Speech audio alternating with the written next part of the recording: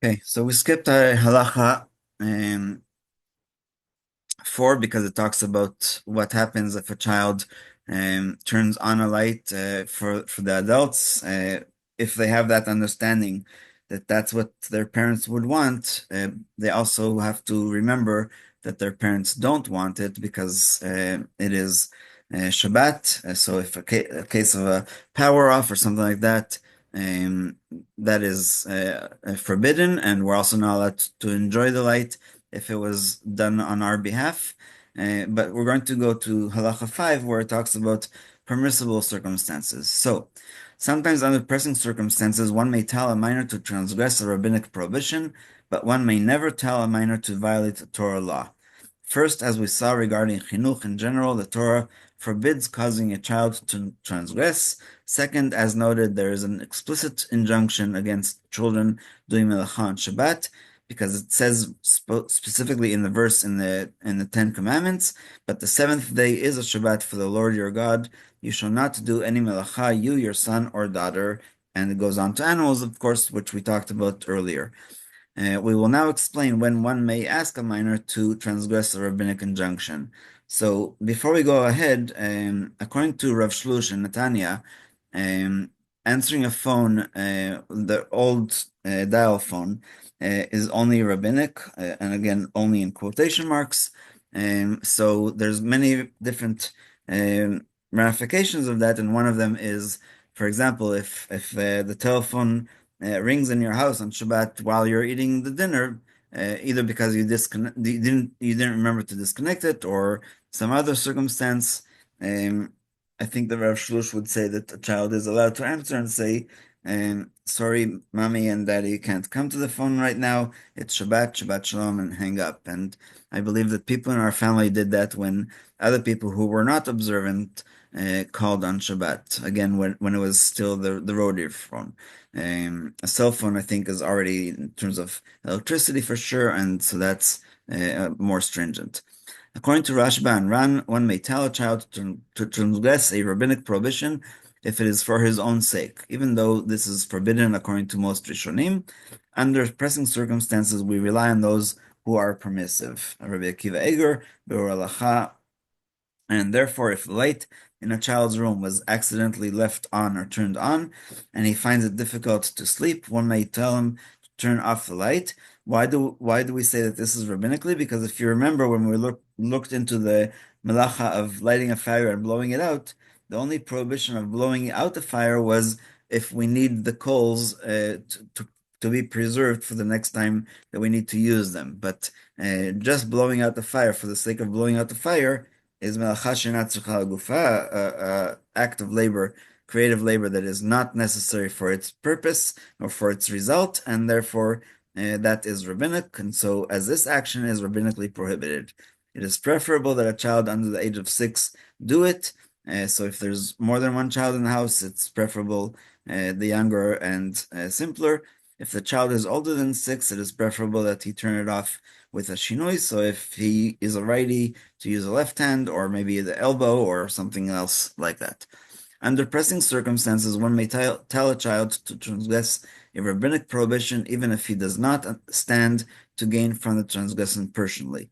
As we have seen, the sages permitted transgressing a shvut deshvut, meaning a double rabbinical prohibition, for the sake of a mitzvah or under pressing circumstances, or for the purpose of the rabbim, the community or the public. The entire obligation of a child to keep Shabbat is rabbinic, so if he transgresses a rabbinic prohibition, it is by definition a shvut d'shvut, meaning a double rabbinic fence. As long as one is lenient in this respect, only occasionally, there is no concern that the child will become accustomed to belittle Shabbat.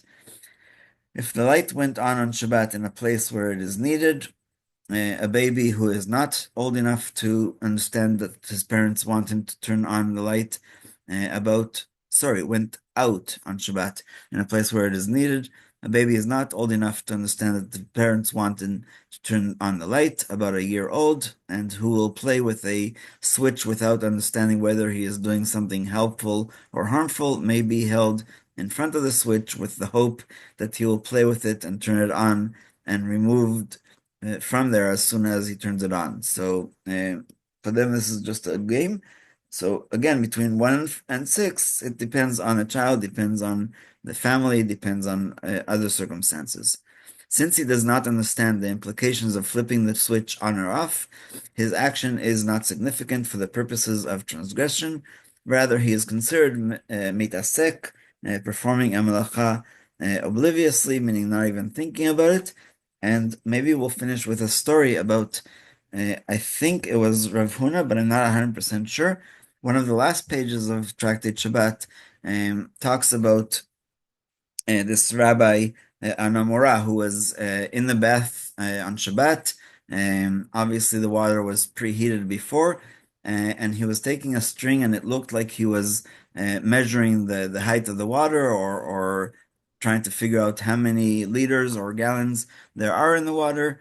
And his students saw him doing this, and they said to him that they learned, with all due respect, we learned from you that the only measuring that is allowed on Shabbat is what's called midah shel mitzvah. So if you want to know, you have 20 guests coming, you want to know how many challahs to cut, you're allowed to estimate, how many challahs based on how many guests. You don't have to cut extra challahs just because you're not allowed to measure.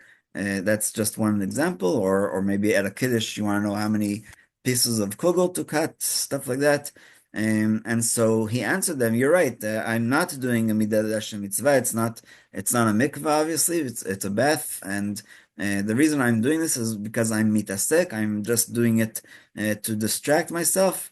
And the reason was because otherwise I would be learning Torah, and since I'm naked in the bath, and it is not permissible to learn Torah, and that's why he was doing it. But what's funny for me in this whole story is that the fact that he himself was already teaching them the halacha about why he's doing it, and so apparently that's not considered Torah study, that is forbidden, because he was just answering their question. And I think that's how our sages taught us to learn from everything that our rabbis do, and behave in that way. So back to what I was saying before about the phone, if I remember correctly, when my father, who became about tshuva at a very young age, relatively, when we finally got a phone in Israel, if the phone rang on Shabbat, my father would know almost positively that it was our grandparents here in Fredericton, and so he would answer the phone and say, "Mom, Dad, I love you. Shabbat Shalom. I'll call you later," and hang up. And that way they knew everything was okay and they wouldn't be worried, but also that he wasn't going to talk to them about whatever it was that was on their mind. So we'll stop there. We'll stop here, and we'll dedicate again in memory of all the people who have been killed and suffering